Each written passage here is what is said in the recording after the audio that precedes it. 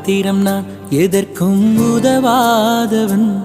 ஒரு குழைந்த பாத்திரம் நான் எவரும் விரும்பாதவன். குழைந்த பாத்திரம் நான் எதற்கும் உதவாதவன். ஒரு குழைந்த பாத்திரம் நான் எவரும் விரும்பாதவன். குயவன் கையில் இசையும் களிமண் போல